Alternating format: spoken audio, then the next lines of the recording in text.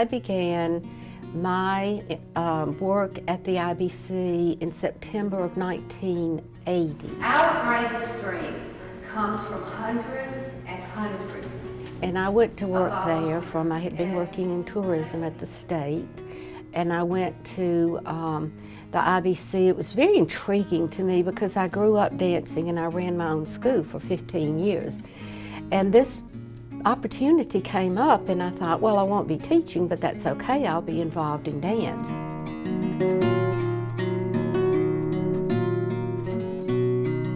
They have to be within the ages of 7 and 12, and they must audition for a place in the class. It is free.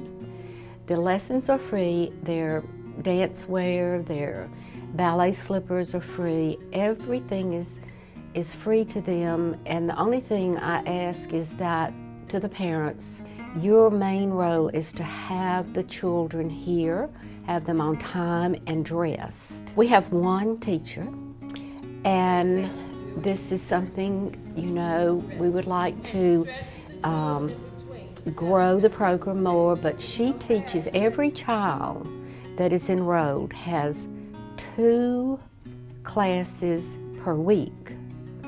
And that is really great for beginning students. A lot of times they only have 1, but these have 2, and that is very, very important to me. I've heard of IBC, of course. I knew who Sue Librano was, but I didn't realize that they had an outreach program for Jackson Public School kids. A lot of them come in with usually no clue about dance, or they have an idea, but they usually think more like a drill team or cheerleading, and I quickly let them know that that is not what it is, that this is ballet, that it's an art form, and that there's a way you present yourself. Even when you walk into the studio or whatever space you're in, there is this kind of respect that happens when you walk in, and you don't just come flying in the room yelling, or it's got to be some kind of reverence there. And so it's really neat to see when they first come, because everybody's usually, it's pretty chaotic and the parents are trying to figure out what they need, and they just kind of come running in. And then to, by the end of the year, see that they can walk in and put their stuff away and go to their spot and sit and be ready. I didn't think I was going to get in because I didn't have any experience of ballet and started, so I thought I didn't have a chance. If you're really passionate about something, you can go on, you can start off with CityDance, and you can continue on with your career, because even though CityDance is small and it's for small children, that's how Soraya started. Soraya didn't even want to be a dancer until she started CityDance. So I feel that that's one of the reasons why it can start off small and end up big. As we're getting more students that are more advanced, that is my goal, to extend the program, to add a pre-professional division, so that we still have CityDance. We still have it levels 1, 2, and 3, and then boom, now is pre-professional division, to give them just a really solid training. I teach Vaganova technique, so that's the training that they would get with this program right now anyway. And that would be ideal, I think, just to have that. It's something for the younger kids to look forward to, and to have kind of a goal to reach, especially those that are taking it really seriously and they really want to keep up with it. And it's inspiring. It's always, inspiring to see somebody older or somebody more advanced, because you think, oh, I can do that, or maybe I can, get there too. So I think that would just be good for the program. These 2 girls are very special. All the kids are. It seems like each kid you get attached to in some sort of way, but I think because I've known these 2 for quite a while, and now they're taller than me, or one's almost as tall as me, and when I first met them they were small, itty bitty, so it's just amazing to see that growth in them. The IBC provided them with tickets to the matinee performances. Tickets for each child and 1 parent. And then we had a donor that gave us money and specified that he would like for it to go to that, to CityDance. So we arranged for them to take turns coming to different evening performances. And it is the most wonderful feeling to be standing up at intermission in the aisle and have these two children running toward you. And of course I recognized them, and they were so cute and dressed to the T, and parents right behind them and throw their arms around you and thank you, thank you, thank you, we love this, it's wonderful. That's another reason we do this. It really is. It's so, we get so much out of it, and we know they are too.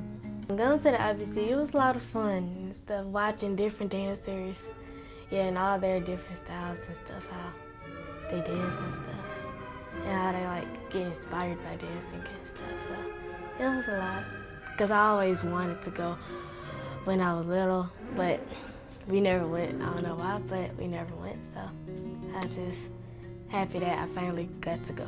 To know that I'm changing students is very rewarding. It's a little bit mind-boggling to me because I guess I don't really think about it in that way. I suppose when I go in, I don't know, you know, where every student is, where they're at in their lives. And so when I hear things from students or from parents that say, you know, we were going through this and now she's, you know, really blossomed and she's more confident in school, or she's more disciplined with her schoolwork now because of the ballet. It is a pretty amazing feeling to have, just to know that you're changing someone. And lay at your feet. And when I see them working on something, they'll say, Miss Mia, look at this, I finally got it. And that is just one of the most rewarding things for me, is to see them, you know, get something or really work hard. I really don't care about all the other fun things, because like you could do that at another time. Basically, it'll come back around. So, but dancing, like if you don't take like an opportunity now, then it might never come back again. When I grow up, I want to be a prima ballerina that still teaches young ballerinas, so I can see them grow up just like I did.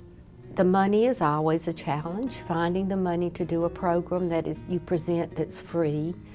And it's been kind of a long road, but it has blossomed and it's growing. After we had the children open the 2012 reunion gala, so many people calling and donating money said, we never knew that program exists. And we certainly promote it, and it's on our website, but everybody doesn't have a look on the website. And it needs to be put out there so people will understand. I mean, if you've got 50 kids, 50 people sponsor one child, just to get them a simple skirt or a tutu or something, and a hairpiece, that would be already just to start with that.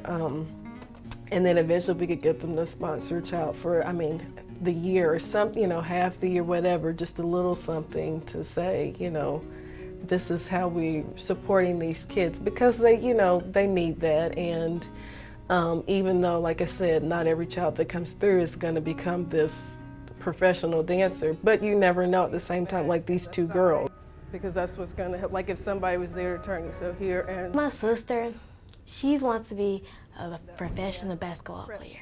And like she says that basketball players make more money than dancers. And like, it's not about the money, just doing what I love. My goal is to be the youngest IBC winner with a gold medal.